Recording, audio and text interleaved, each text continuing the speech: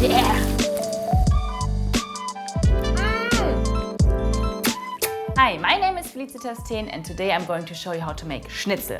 I will make original Wiener Schnitzel from Austria, Cordon Bleu with cheese from Switzerland and Piata from Italy. So they are all same but different. And you will learn why I need this for it. Let's go! I'm going to start with Wiener Schnitzel, the original Schnitzel. For this we need veal, flour, breadcrumbs, eggs, a little bit of lemon, salt and pepper, and clarified butter to fry. The Wiener Schnitzel is normally very big. This is a very lean part, and I will cut it into slices with the butterfly technique. You cut one slice, but you don't cut through. And now you have the two wings like a butterfly. The Wiener Schnitzel has to be very thin, so that's why we use this to flatten it. This technique not only flattens the meat, but makes it also really tender. Who says size doesn't matter? Now it's important that you season the meat very well. Salt and pepper on both sides. Not very traditional, but very delicious, and I kind of need it always. A little bit of lemon zest. Shh, don't tell the Austrians. We come to the most important part, the breading. In German we say Panierstraße, which means breading street. For this we need flour, eggs and breadcrumbs. Fun fact, Schnitzel used to be a leftover dish where people used old bread, grated, to coat the Schnitzel. So the best thing is, if you make your own breadcrumbs, just use old bread and grate them. Don't buy the store things. No. Now we put the meat in the flour, in the eggs and in the breadcrumbs. And it's important that the flour is everywhere so that the egg sticks to the meat. Now breadcrumbs, but this time we don't want to push it, just gently coat it, otherwise it will not fry perfectly. To fry the Schnitzel, I use clarified butter because it has this nice buttery flavor, but you can heat it up very high. And it's important to use a lot of fat. We want the Schnitzel to swim. You can see if the fat is hot enough if you use a wooden spoon, and if you get little bubbles, then it's ready. Now you have to be very quick. Woo! This is the sound you want.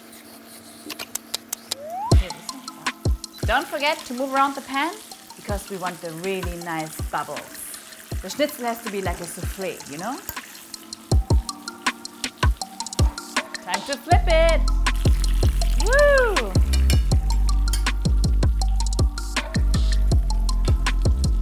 Ready!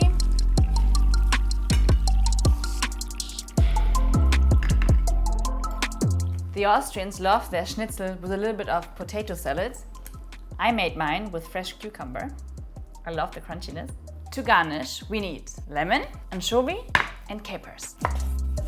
You take a small caper and wrap the anchovies around it. Ta-da! Now I'm going to make Cordon Bleu, a Schnitzel filled with ham and cheese. For this version, I'll use pork. You could also go for veal, but I want to show a variation and it's also very common. And again, I will use cling film to be more gentle with the meat. Okay, salt and pepper. And now this meat will form our little pocket for the ham and the cheese. Here I have a thin slice of cooked ham. Goes onto the Schnitzel. And now the cheese. And because it's a Swiss dish, I will use Swiss cheese, Gruyere. There's a very funny legend behind this dish because the woman who made the Cordon Bleu for the first time didn't have enough meat, so she just replaced half of the meat with cheese and ham. What a good and delicious idea. And now, close the meat pocket. If you want to, you can use a little helper for this, a toothpick. Just make sure to take it out before you eat it.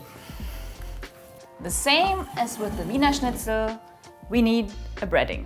Flour, eggs, and breadcrumbs.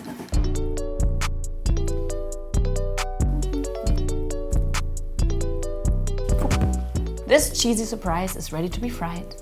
For the Cordon Bleu, the small pan is big enough. And I will use clarified butter again. You could also go for oil. This time you have to be a little bit more gentle with the heat, just to make sure that the cheese is melted. Oh yeah! Woo! Sizzling! Pew, pew, pew, pew.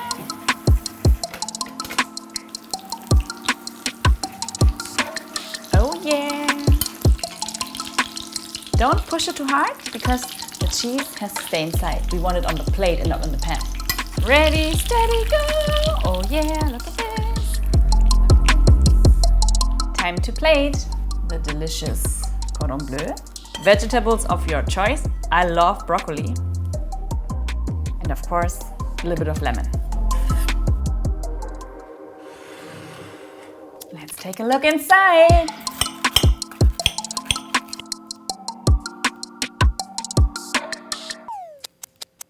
For the piccata, we also need meat, of course. This time I will use chicken. You could also go for veal, but chicken is also very common. The good thing, this time you don't need this because chicken is tender enough. I will cut the chicken breast into thin slices.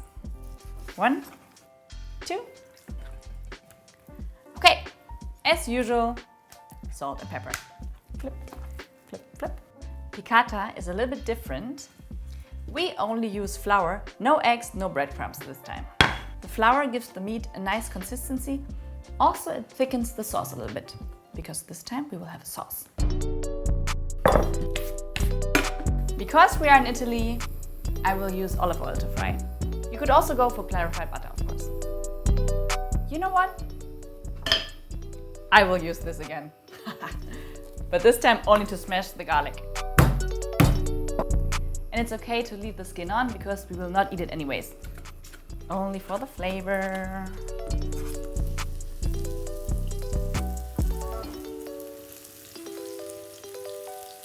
Time to flip.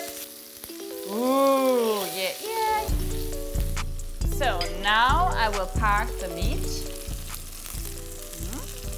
This looks so good already and the garlic smells very, very nice. Now I'm going to make the sauce. We have white wine and chicken stock.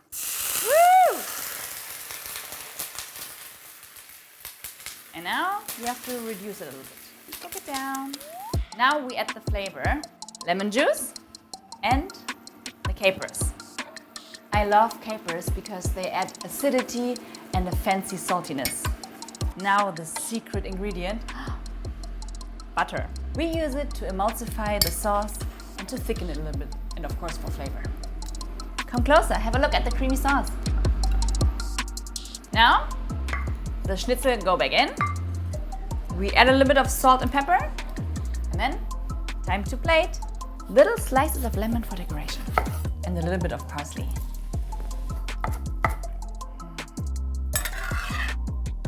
Of course with pasta. Parsley and some lemons.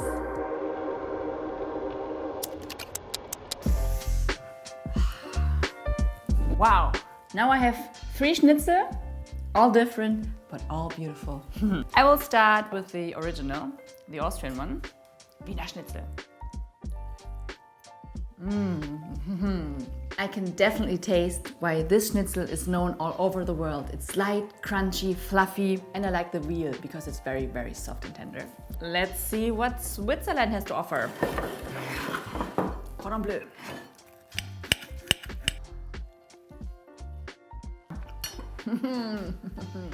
It's the best of both worlds. You have the crunchy schnitzel, and for me, cheese makes everything better. So a very, very good schnitzel. And also, pork is a little bit cheaper than veal. And now, Bella Italia. Bam! These flavors really hit you. You have the lemon, the capers, and the meat is really, really tender. And I love that it comes with pasta. So all the schnitzel versions are very, very good. And I kind of like that you take a simple piece of meat and make it very special in all the variations. So which one is your favorite schnitzel? Please comment below and don't forget to subscribe to our channel. See you next time. Bye!